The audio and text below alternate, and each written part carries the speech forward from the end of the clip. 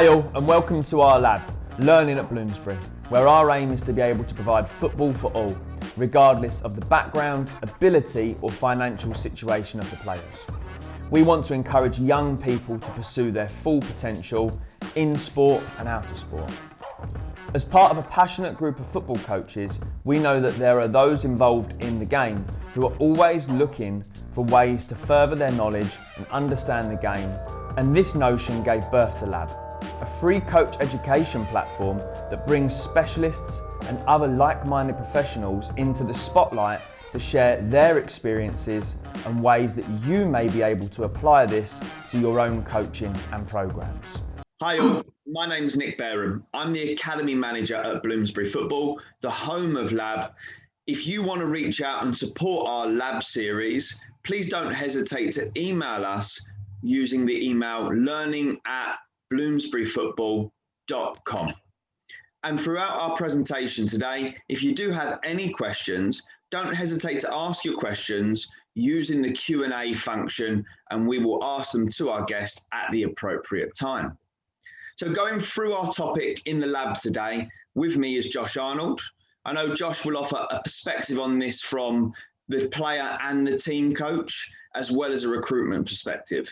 Josh, I'm excited to learn more about the scouting today. What do you think of today's topic? Yeah, it's a great topic, really interesting one. I've been fortunate enough to know Chris for a number of years now. I know sort of had a great insight from him and had many chats about coaching and scouting as well. Learned a lot from him myself, so I know that'll be the same again today. And I think scouting can be misunderstood at times, and I think everyone just needs to sort of increase their knowledge around the area, whether that be coaches, players, parents. So it should be an interesting one. Yeah, for sure. I definitely agree with you there. So Chris, looking forward to what you've got to present and your thoughts on this process and learning something today. So over to you. Yeah, thanks guys. I appreciate you taking the time out to have me on the show. Some good, really good stuff going on in the lab. I've watched and heard a lot about it, so I'm really looking forward to sharing some knowledge with you and hoping to have a good discussion with each other. So a bit about me. At the moment, currently at West Ham, emerging talent manager under 14s to 18s. So what does that mean? So that means my role is looking at under 14s grassroots coming into the academy Cat 1 level, or looking at 14s to 18s type of players that we might go and buy off another club. So we might go into a Southend, a Colchester types of clubs where we might go and look to buy in a player to look at increasing our academy groups. Previously with Wales FAW national side, so I've done a lot of the national game, which is a different type of scouting. So you're looking at one specific player who might have the heritage to come and play for the Welsh under 17s, under 19s, under 21s, and first team. So yeah, that's about me. And then for me, what is understanding it? What is talent ID? What is talent identification? This makes up a variety of things. Okay, so for me as a scout, I've got to understand what biases awareness is, what communication is key with parents, coaches, grassroots staff, coaching companies, understanding late developers, where do they fit in with our system and within the football program, the relative age effect, learning what type of players develop at different ages, profiles of players within academies, so what players academies look for.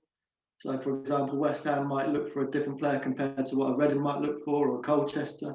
Just talking about what player profiles look like, having processes in place, so it's a smooth transition from grassroots to academies. Just having an intuition of knowledge of different aspects, and just having a subjectivity mind really, and being open-minded. So the first thing I want to talk about is the player profiles within the different age ranges, because obviously they're always going to change. Under 6s and under 7s, and under 8s, what we call the pre-academy. For me, I call this the wow factor. So when I'm going out looking at a pre-academy player, I'm looking for what excites me from that player. So what gives me that wow moment? And that might be a simple double step over into a reverse coif. So looking at his little skills, it might be that he's really quick and he can dribble with the ball. It might be he's a really good passer and he can see players he can pass to and break lines and play forward. So yeah, that's what we call the wow moments. In terms of foundation phase, as they get older, you're still looking for that wow moment, but then you're looking at the profile of a player. Okay, so what type of physique is he going to have, or what might he have now? So he might be a small, quick player that can change direction really quickly. He might be a tall centre back that can read the game, break up play, and pass forward. But in long term, he might be a centre mid. So it's just looking at, so as they grow, looking at potential. They're still growing then. It's still looking at potential growth. And when you get to the youth development phase, for me, you're looking for the tactical side of the game now. So you're looking for, if I'm looking at a 14, I'm looking for a winger. It might be a left-footed right winger that can cut in and score, but also have the ability to go down the line and shoot with his right foot. Under 16, that's where you're looking for, if I was at West Ham and our first team's playing a 3-5-2, this is where the specific profiles come in place. So as a left wing back, I might be looking for a bit of pace to get forward. Sometimes it's an ex-winger that's been dropped to left wing back or right wing back just because he has that pace and power to get forward and get back. If I'm looking at two up front, I might have two different types of strikers. So for me, I might have a holding striker that can hold the ball up, big, powerful, strong player that can link up play. And then the second striker might be a quick one that can get in behind.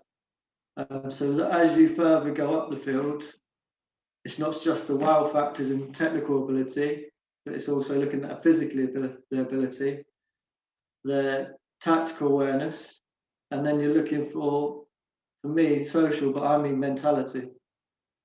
So for me, a lot of the players that make it from the system into the first team have that winning mentality, the mentality to never stop training. So they might have a session, and then the second hour, if it's a striker, he might do a finishing session. So it might be 4 different types of finishing. You might do in the box, crosses, outside the box, and free kicks. But to get to the next level, it's not what you do in the building; it's what you do outside of it as well. For me, to make it to the next level, I think there's a big quote, isn't there? Talent will get you so far, hard work will get you further. So that's kind of a type of profiles in the age groups. So there's a little video. We might know who this is when he was 8, 9 years old.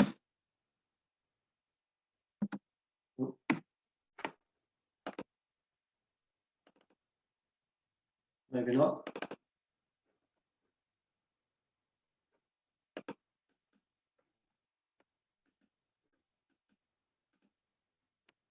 Might have to move on in a minute.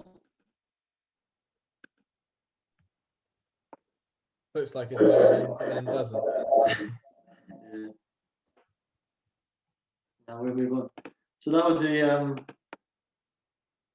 video of Mini Messi just dribbling around lots of little players. That's just one profile. You might look at under 8 or under 9, just looking at his balance, his coordination, his ability to glide with the ball at his feet. That might be one profile you're looking at for a pre-academy player. That confidence to drive forward with the ball and take players on. Some may see it as selfish. I just see it as you can teach decision making. So as he gets older, that might be your coaching point. But he has the ability to have that wow factor to take players on and score goals for your team. So moving forward onto a kind of a player journey. So realistic journey for a player within the system when we're picking up from a grassroots. So first things first, the scout will attend a local game. For me, as a scout, I would go then and meet the coaches, so they're aware that I'm there. Because obviously, as a scout, I don't wear my West Ham kit when I'm going to a local game or any game. I think it's important that players can play without you knowing, with their own confidence. As soon as you wear a tracksuit, the first thing players will do will look at you and might not play their own game. And they might invite parents to try and talk to you when you're watching the game. And the most important thing for a scout is just to stand there. He's got a lot of decisions to make within that game and just make his own judgment and maybe have a chat afterwards. So the first thing is turn up to the game, meet the coaches, introduce yourself, ask where they'd like you to stand, and then go and stand and watch the game. Once, if a player's identified, the next stage is to speak to the coach after the game. Let them know that we like this player. It's a player that I would like to bring into our academy to have a look at. Can I speak to the parents? And then that opens that line of communication, which is very important. Like I said in the slide, what is talent ID? A lot of it is about having the right communication with the parents, but also the coaches are most important because they're looking after the player as well. Once that's done, obviously a trial will be arranged. Ideally, a trial is normally 8 weeks. The first 2 weeks, the player just trains and there's no judgment because it's a new environment. They don't know the players, they don't know the coaches. So the first 2 weeks, it's like an induction to the club. There's no pressure, just play your own game. No one's going to judge you. And then obviously, once the 4 weeks is up, there's always a 4-week review. And the review is very important for me because if the player's not getting any feedback, he might not know what he needs to do to get signed. So it's about giving that boy a chance. It might be, okay, next session, can you just get on the ball? I don't mind if you lose it, but can you try and get his ball as much as you can and either take players on or pass it and make things happen? Because there's nothing worse than coming into a session and not showing what you're about. So the first 4 weeks, enjoy it, a bit of a review. Obviously, the scout will then feed back, obviously, to the parents and to the player, so it gives them a chance to come back for another 4 weeks to work on the areas that he might need to improve on. And it might be only minor things to get him over the line. Obviously, once that happens, after the 8 weeks, there needs to be a decision to be made. And obviously, you can see there's 2 pathways. So after the 8 weeks, if successful, you might get a 1-year contract, you might get a 2-year contract at the club, and then the player after that will get quarterly reviews on his performance. And at a lot of clubs, there's various reviews. Some of them are coach-led reviews, but the one I really like is when the player reviews himself to the coaches. So that allows the player to then stand up and present, and it kind of gives you that life skill of sometimes you're going to have to go into an office and you might have to present to a whole lot of staff. So if you can do that at a young age with confidence, then that'll help you with your life skills further on. So football's not just football. Sometimes you have to create environments where they might not be successful with football. So can we create something when they leave, they can take them into the real world? And that sometimes goes simple as shaking hands as well. So every player that comes into the system, after every session, they'll thank the coach and shake his hand and look him in the eyes. Because that kind of, when you go for an interview in a job, hopefully that will become natural. Obviously, if not successful, and not every player is going to be successful that I bring into an academy or anyone brings into an academy, the numbers are very low. So it's about giving them an experience that when they leave a club, so say they leave West Ham and they weren't successful, at least when they look at it, it was a good experience. So if something else comes along, it's not a negative experience, it's a good experience. And they might even support the club. So it's important to build that relationship. So for me, if not successful, it's important to get feedback. I think the player needs to know, the parents needs to know what areas he might need to go back to his grassroots team to improve on. So it might be 3 key points. Okay, you need to get your head up when you dribble. You need to look for options when you get into the final third. But it's also important for me as a scout to feed back to the coach, because he's the one working with them at the end of the day. So it's that keeping that line of communication. So you might, like you say, you speak to the parent and the kid, and then you might go and have a phone call with the coach, and you'll be like, he did really, really well. And there's only 3 or 4 things he really needs to work on, and then we can have another look at him, or then another club might have a look at him. And it's just for your own benefits as well. When you're working with a player, you're working with an individual.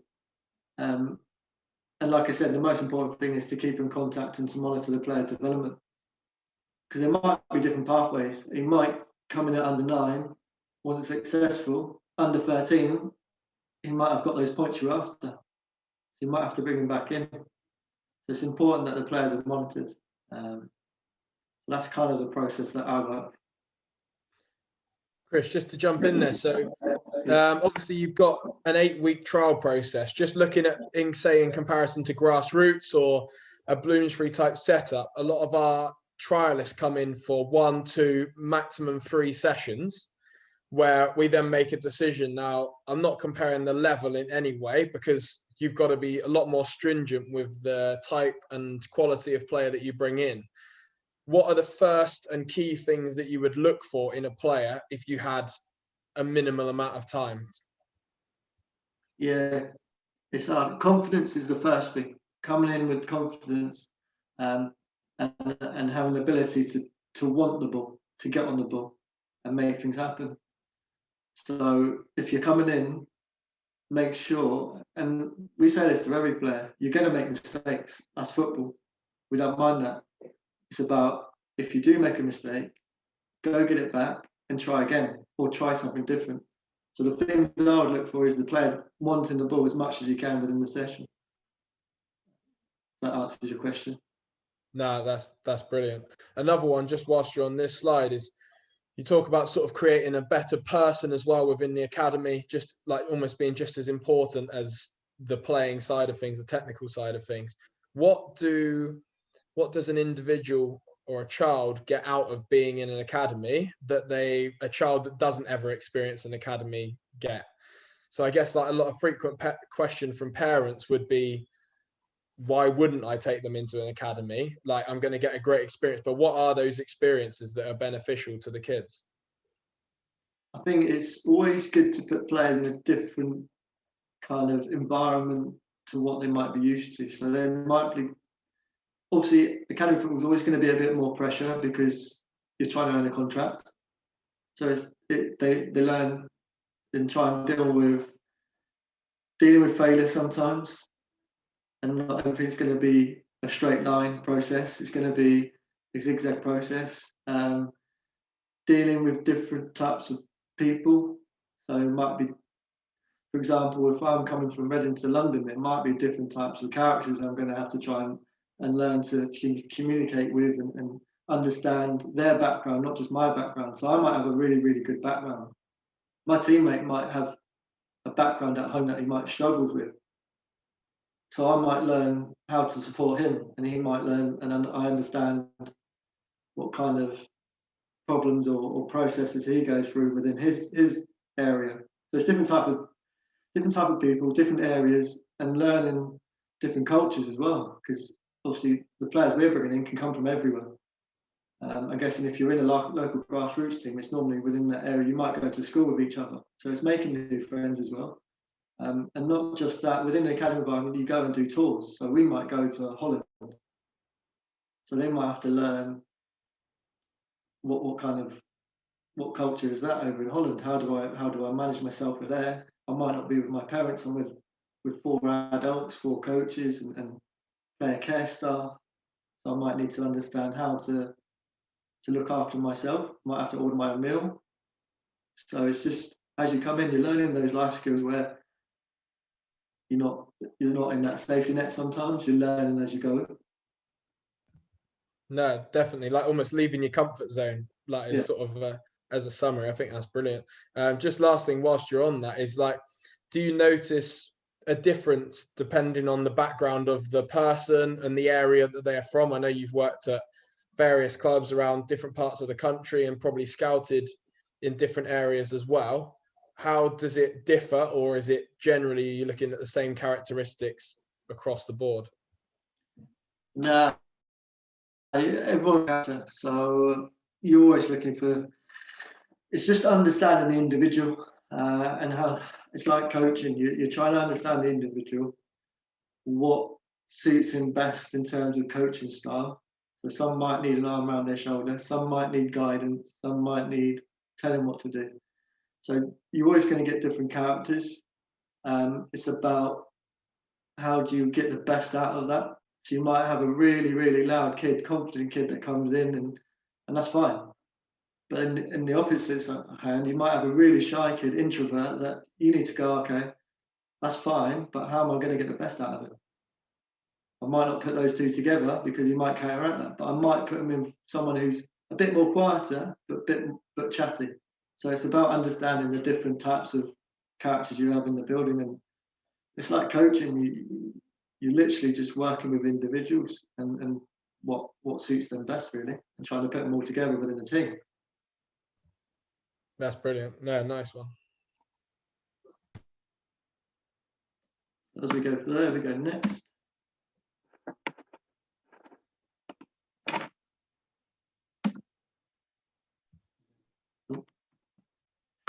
So as we were talking about earlier, to get to the top, as you can see, as you enter, the process is never going to be a straight process, because we'll talk about this later on, but you've got different birth dates, so relative age effects.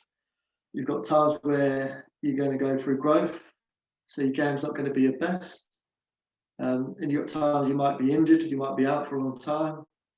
So the journey in football is never a straight line. And you look at a lot of the players that have gone to make it on to be international footballers, somewhere along the line, they've either been released or had a setback, had a bad injury. And like we said, it's about learning from your mistakes, but having that desire to learn and go forward. So it's important to understand the journey is never a straightforward journey. But as long as you've got support, not just from the coaches, but obviously ourselves as scouts, and obviously parents as well, just understanding that sometimes it's not all going to be a nice journey.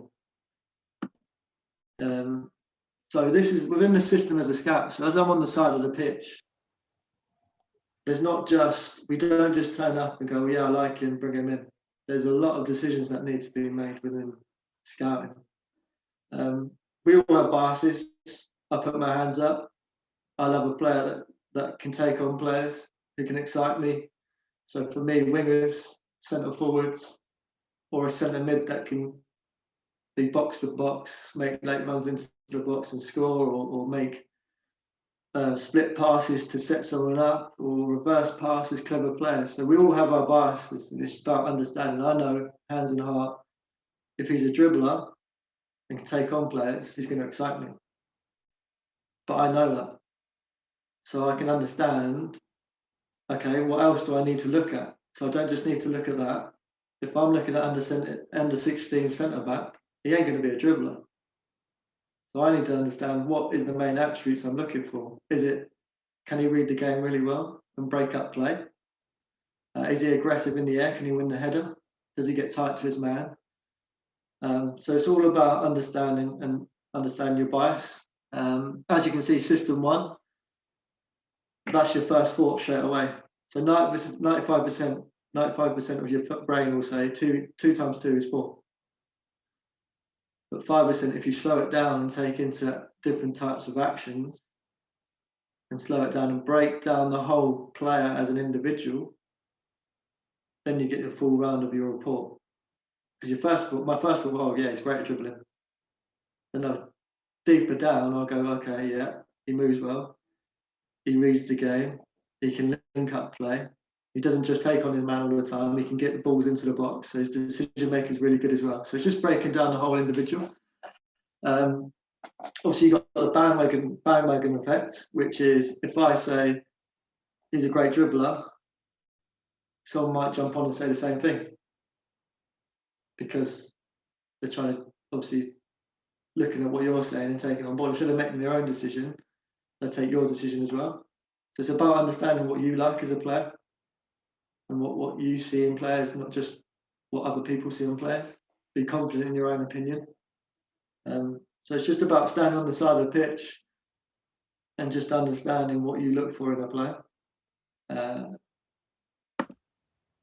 And then we move into... Before you do touch on the relative age effect there, Chris, we've had a question come in from one of our participants, which speaks about targeting players who specialise. So when you are making that decision, is there any specification from the club that says to you, we're looking for this player in this age group? And at what stage do you start looking for specific positions, i.e., I'm looking for a centre-back who can do this, this, this and this? Yeah, very good question. We have systems in place. We have our own, different clubs will have their own type of players they look for, their own profiles, as we call it.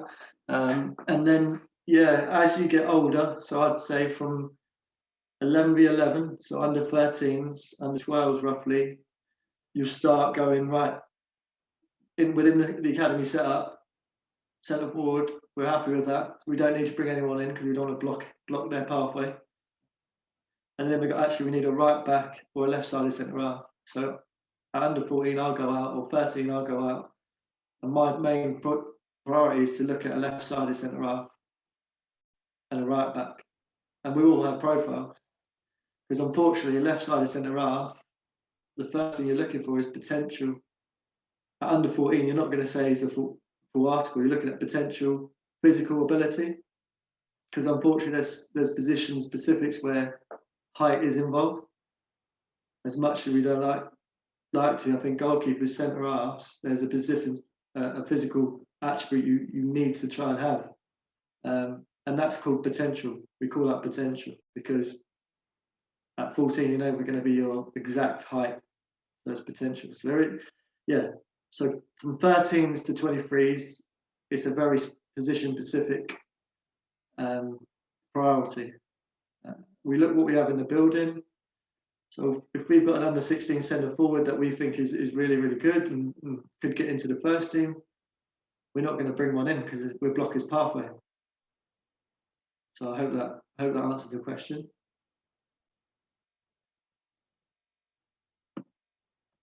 Yeah, so the big one has been spoke about probably on a daily basis, is that relative age effect.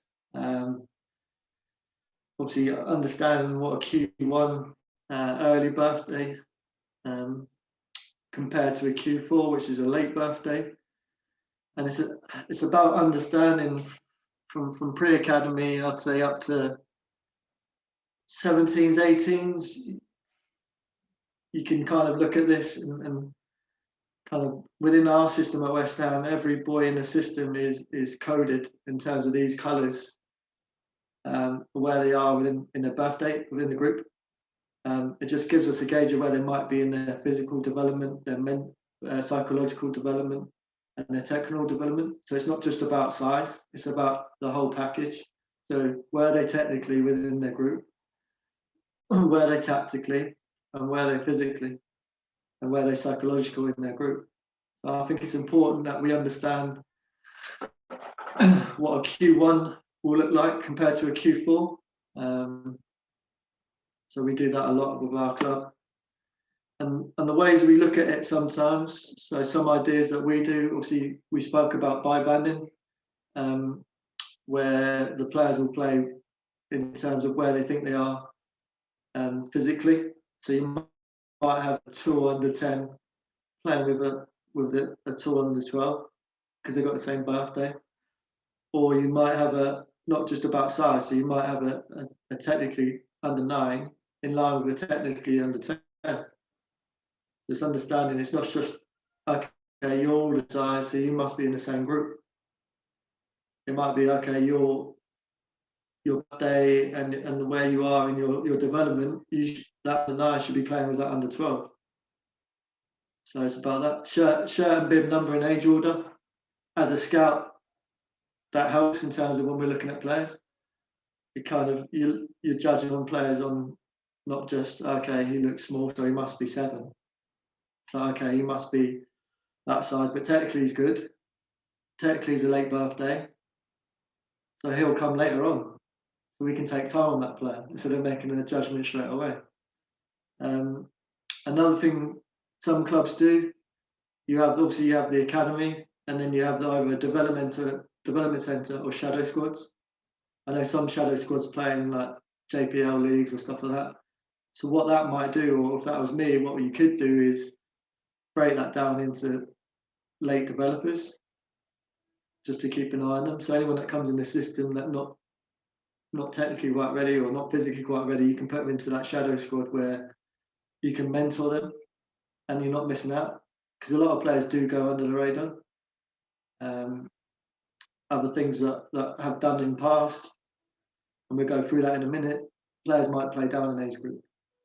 And a lot of this is quite negative taken sometimes from people.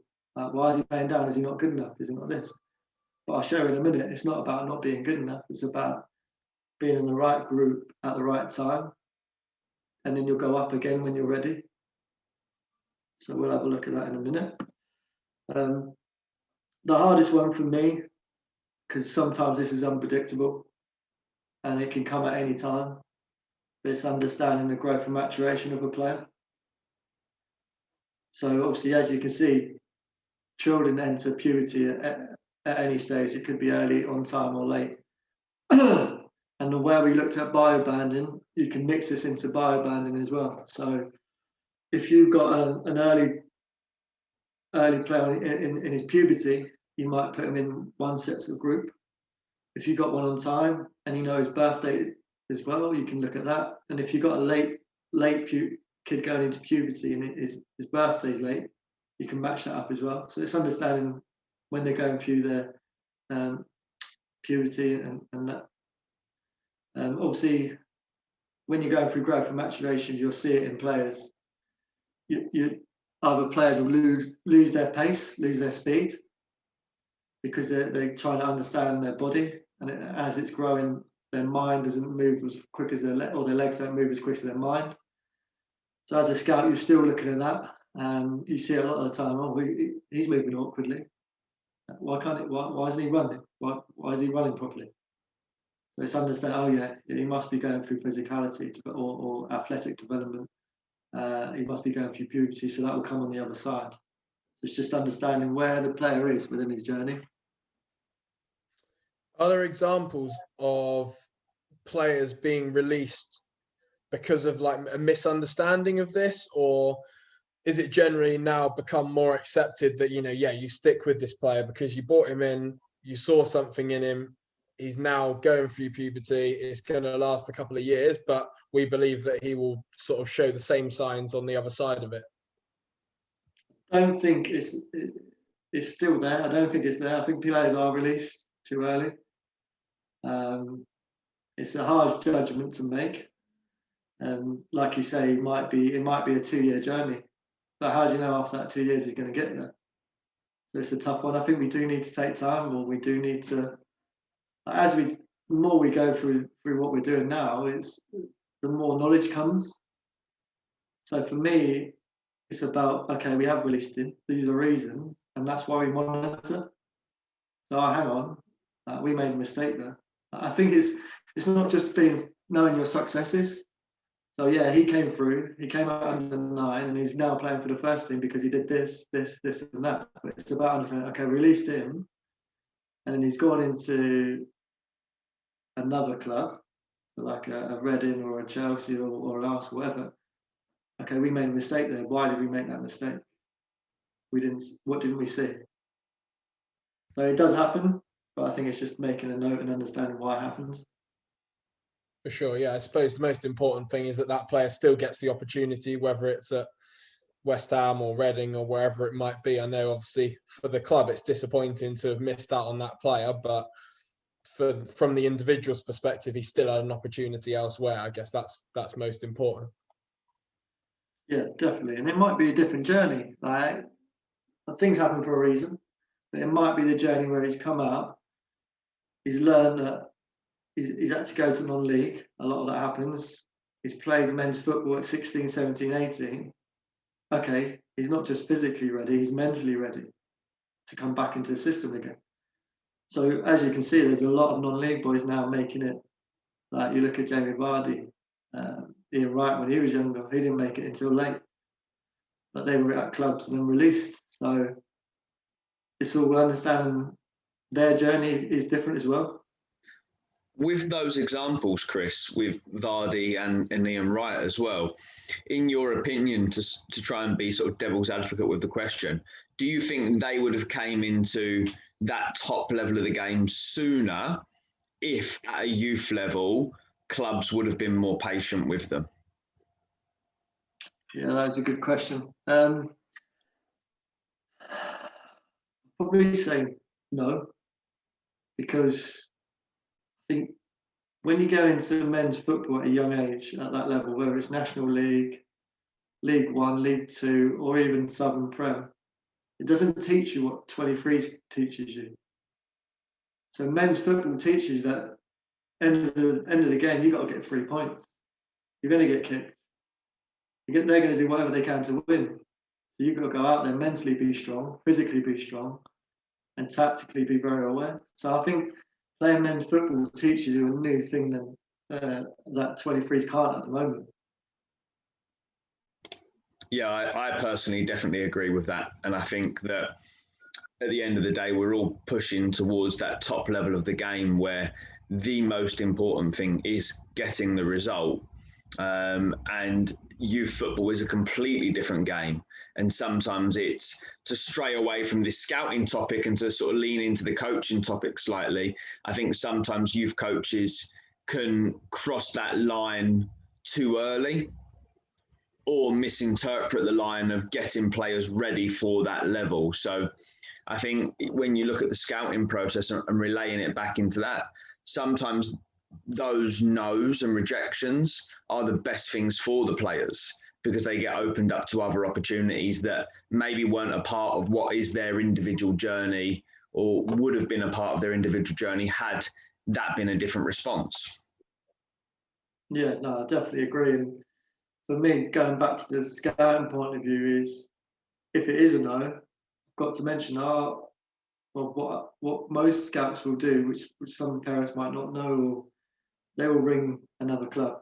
If it was their kid they brought in, or not even if it was their kid, if they think that kid could go somewhere else, okay, I might ring an Oxford because this kid might be good enough for Oxford, or I might ring like I say, a non-league club. By the way, this player didn't make with us, but if he goes to you for a couple of years, you've got a player on your hands. So it's understanding that duty of care doesn't stop once you brought the player in. So he might be in the system for 5 years. Unfortunately, he's not ready for what the next level, whether it's 18s, 23s, but there might be another level for him where you've got contact. It's just make sure you, like I say, communication, and you have that duty of care of that player, because not every player is going to make it in the system.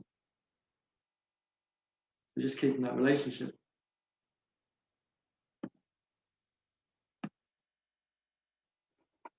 Yeah, so these, like we were talking about, growth and maturations, it impacts talent identification massively because you can't predict when a player is going to go through his growth. Not on the side of a pitch, there's no way you can predict what a player is going to end up looking like. So that's why we always go off potential. So this is what I think he potentially might be, or what he might get to. And like these attributes, players don't never have control of. So, like we were saying earlier with Josh and that, if understanding, okay, he moved well when he started, he's now in puberty, we might need a bit more time with him. We might need to work with the SNQ coach to get his technique back, his running technique, because his limbs might have grown in 2 or 3 inches. So he's not used to that movement. So we might have to get him back into that running pattern again until he makes it to the other side. So like we've been saying from the start, it's about understanding where the individual is within his journey, whether it's his maturation, whether it's tactical, technical, what type of character is he? It's just about anything in football is about understanding the individual and what do they need to make it to the next level. Chris, during your time in scouting, has it changed in terms of what you're looking for within a player, and has the attitude changed within sort of the scouting and club environment? Yeah, I think obviously these webinars, and obviously you've got the FA Talent ID level 1s, level 2s. Level 1 you can do online for free.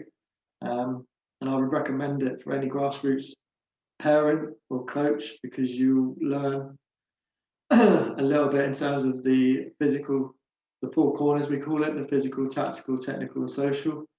So yeah, that's a free course online for the FA. I'd say that's a very good course if you want to learn a bit more about scouting. And yeah, so there's more knowledge about now. So it definitely has changes. When I first started, my first job was at Brentford when they had their academy open. And when I watched training once, and the guy in charge basically said to me, right, you're ready. Now go to as many grassroots games as you can and find me players. And that was it. So I learned on the job. So for me, the thing I learned about attitude, mentality, and the different types of players you need within the system. So some clubs might be, say, pre-academy. You spoke about player profiles at pre-academy. Some clubs might just go for dribblers, pure dribblers, just ball each, quick, fast, dynamic dribblers. For me, you need different types of players to build a team, and the game might change like that. So it went from 4-4-2 to 3-5-2, 4-2-3-1. You're not looking for the same players now. So the manager might change within an instant. It might change. So you need players that are adaptable. I think Nathan Miles is a big example at Arsenal now, West Brom on loan. He's so adaptable. Obviously not a benefit to him, but a benefit for a manager that if I need a right back or left back at the weekend, I need a left winger, a centre mid, he's ready to play that. So it's about finding players that are adaptable within the system, whether it's a left winger that can convert into a left wing back, like we spoke for. So for me at pre-academy, you've got to have the dribblers, obviously, but you need to understand you might need a player that can read the game and break lines, make passes, switch the play. You need defenders that are hungry to win the ball back. And for me, that's the hardest thing to find at the moment. I think I spoke to this about a few people. Because the FA and we're very into attack, it's now trying to find the players that love to defend, have that desire to win the ball back for your team and not score goals, but set people up, which is probably more important, to go and score those goals. So yeah, from what I've learned is you're always looking for different. There's no one fit for one player. Every player is different, and you need different types of players to fit in the system. The defensive one's an interesting one because it seems as though now defenders are like more important that they can play the ball out from the back, or they can move forward with the ball to be able to dribble, and things such as like being able to put in a big challenge or use your body to shield the ball out of play or win a header. Doesn't seem to have the same sort of importance whatsoever, and like the roles have completely reversed. Whereas say even 10 years ago, like especially in England, you go to a game and a big tackle gets as big a cheer as what a goal does sometimes at certain clubs. So those sort of players seem to sort of be disappearing from the game. Is that accurate? Yeah, I don't think they're as common as obviously if you're looking for a centre forward or a winger or centre mid. You see a lot of centre mids these days, but yeah, it's a tricky one. I think there's different types of defenders. Like we talk about pace within a player. I think we spoke about it before. There's a lot of different types of speeds in players. For example, you might have a 5-yard sprint really quick, with a player. You might have a player that can change direction really quickly. You might have a player that can read the game and win the ball back quickly. So I think, yeah, there are a lack of that hunger, desire to defend, but I think you can get that in different ways. Like we spoke about individuals, it's about understanding, okay, his mentality is really, really good. He's a good learner. He doesn't mind defending. So every time he wins the ball back, I'm going to give him a goal. Every time he goes and makes a really good challenge and drives forward with the ball, he's going to get more goals. So it's understanding why you're giving goals for. Okay, we're giving goals because you're scoring. Okay, then I just want to attack.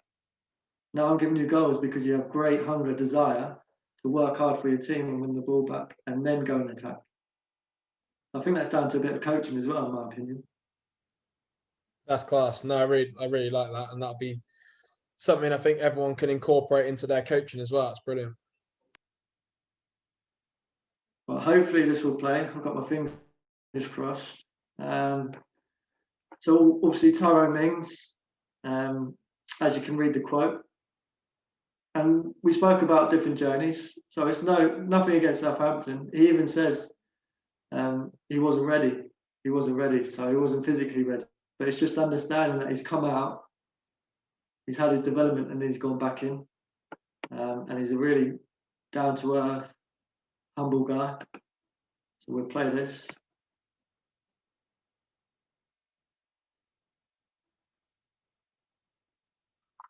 Read.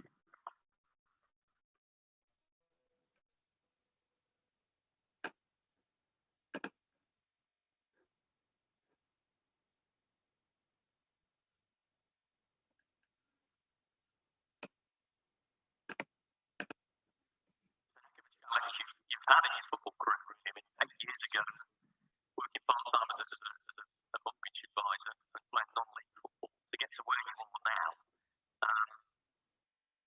How tough was it back then? Did you ever think this sort of day would happen? No, not at all. I had other goals at the time. When I was a mortgage advisor and when I was playing non-league football, I had different goals. Playing for England seemed like a different world, the way I just needed to get back into the professional game at that point. So I can't see that whilst I was trying to help people remortgage, that playing for England was a real achievable goal. But as I've worked with some great coaches and been able to play for some great clubs, everything has kind of culminated together to get me to this point. So at different times I've had to reassess my goals, obviously going through injuries and stuff like that. But no, it makes it all the more sweeter being sat here right now. You were rejected, I think, by Southampton as well, but been too small as a youth player coming through, is that right? How tall are you now? I'm 6'5". Does that give you a right smile? No, I wasn't big at the time, so I probably wasn't as physically developed as I needed to be to go into an under-18 kind of professional setup. So fully respect all of their decision. The other players probably better equipped to handle the level at that moment in time. And with the budget that they had at the time, I think they weren't doing too well in the first league. So that's just obviously a bit of his mentality, understanding that he knew his journey was going to be different. He took rejection really well, and then he had that hunger, desire to get back in when he was ready, and now he's playing for England. So, like I said, not every journey, most journeys won't be perfect. There's always going to be bumps in the road where you're going to have to learn, adapt, and move forward. So I thought that was a great example of a player that has had to come out to get back in again. So even that, as a scholar, it must be tough to get released. It's tough because you might have been in the system since under 9, but he's obviously had the support of coaches, the support of family to go to non-league and then get back in again. And since I've been doing scouting for 12 years, it may not look like it, but for 12 years I've been in and around the circuit. Non-league has got bigger. For us scouts, I might go to an under 12 game in the morning by 3 o'clock, I'm at a non-league ground looking at a 17, 18, 19-year-old that's playing either National League all the way down to step 7. So I'd say about 4 years ago, there was a player playing for Ash United, must be step 6, scoring 30 goals a season. Brought him into the club I was at previously, signed for Reading in the end, and he's now playing, he's a 20-year-old playing at Eastleigh, week in, week out. So he was 16 playing step 6 at the time. So it does happen. There's always going to be 1 or 2 players a year that's going to come out of the non-league system and do well. So it's about understanding your journey doesn't stop. It always carries on, just to keep striving. You never know who's watching.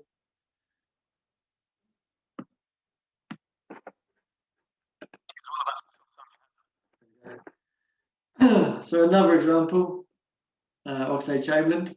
We spoke about the delayed developers, and some people don't like playing down because they think it's a negative. But Oxlade-Chamberlain did it. He was playing down at 13. He wasn't physically, technically he was good, could cope with the ball. He was quick, but physically he struggled at times. So it's about the coaches understanding his journey. Okay, he's not ready, but when he is ready, he'll move up.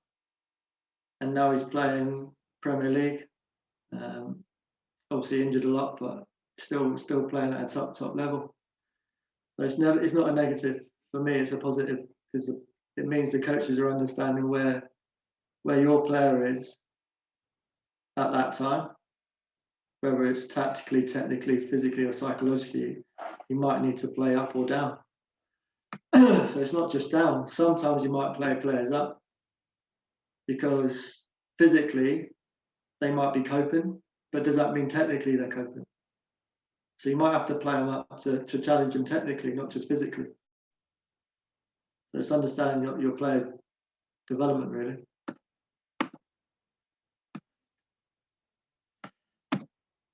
And for me, the biggest thing about this thing today is, for us scouts, it's important that we work with people, because every player within the system started at a grassroots club. Whether it's 6, 7, 8, 9, 10, the players started on the grass. So it's important that what I'm doing here today,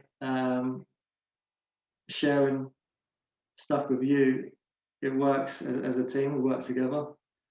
So if I can tell you what we're after, then it helps you within your coaching programs to help your players as well. So I hope that helps. And like I say, any questions, fire away. Definitely. We've got a question coming from one of our attendees here, which tags onto what you've just said there about the connection between different sectors of the game. So I'll read the question in full. Do you feel the connection between grassroots and academies can be stronger as a whole? If so, how? Yeah, I think they can. I think there could be mentors. So the way the industry and environment's going now, stuff like this helps. You could do a monthly webinar on just one subject each time, or you could have mentors that will go into the club and obviously watch games, but obviously support the staff, the coaching staff. Like you say, partnerships. So there is a lot going on, but the other flip side of it is there is a lot of clubs in and around just London in terms of grassroots. So it's just finding the time to maybe do CPD events. I think there's a lot to be done, and it can be done. So I hope that helps. I'll jump in there. What would you say to parents with children who are keen footballers, who are wondering if or how their child could get scouted? Yeah, I think the biggest scouting environment for us is tournaments. So if your player's playing in a tournament, there's a lot of tournaments that Scout covers because you can literally see 100 players in one day. So the biggest thing is make sure, like I say, you're playing in a team, that you're playing lots of tournaments, and that you're playing in different environments. So you might play for your grassroots team, but you also might go to a coaching company and get extra sessions, and that's where you're going to get spotted as well. Makes sense for sure. And just from the other perspective, from I guess an adult's perspective, how did your journey in scouting begin, and how would somebody get into scouting? Very good question, mate. I was on my B license, UEFA B license. I don't know if you all know when the David Beckham Academy was still open, and I was lucky enough to be on a course what had one of my best friends now called Sampa, who's at Chelsea, and he does the under-9s coach at Chelsea as well as loads of other stuff at Chelsea in terms of pre-academy as well. I was on it with a guy who I'm back with now, Mark Phillips, who works at West Ham as an under-18 coach. And he literally said to me after my session when I did my B license, he said, "What do you actually want to do? Do you want to coach? Do you want to get into scouting?" Or I was like, "I don't mind coaching, but I really like looking at profiles of players and picking out players that excite me." He said, "Well," and he passed me on to Sean O'Connor, who's now at Arsenal, but he was at Brentford at the time. And Sean invited me into the training ground, and we had a chat. And next thing you know, volunteered to go out and find players for him in Surrey. So I think the biggest thing you can do is volunteer your time. Because I did volunteer for 5 years to learn the trade. And I just went out to games, went into the training ground, watched our players, spoke to the coaches, and spoke to Sean. Sean's been doing it for years. He's at Arsenal. He's brought a lot of boys through at Arsenal. So I just kind of went and did, and when I was a sponge, I just went and watched. So to get into it, like I say, the FA courses are online. The level 1's free. Level 2, obviously you have to pay for, but it's a bit more in depth. And then volunteer your time at a club. That's brilliant. Yeah. So a bit of networking, hard work, just giving up a bit of your time and working towards it. It's brilliant. Yeah. Definitely hard work, man. I think that's such a great note to finish on is hard work. I think with every guest we have spoken to date, hard work is at the forefront of what they do to specialise in their area. And I don't think that, that goes without saying in this area. I can imagine the amount of days you're stood there in rain, wind, snow, making sure you're looking for that gem and giving that opportunity. So I want to say a thank you to you, Chris, for being a part of our lab series today. And I hope that's been an opportunity to everyone to understand the scouting process a little bit more in depth from the scouting side. Thanks again, Chris, and we'll catch you all soon.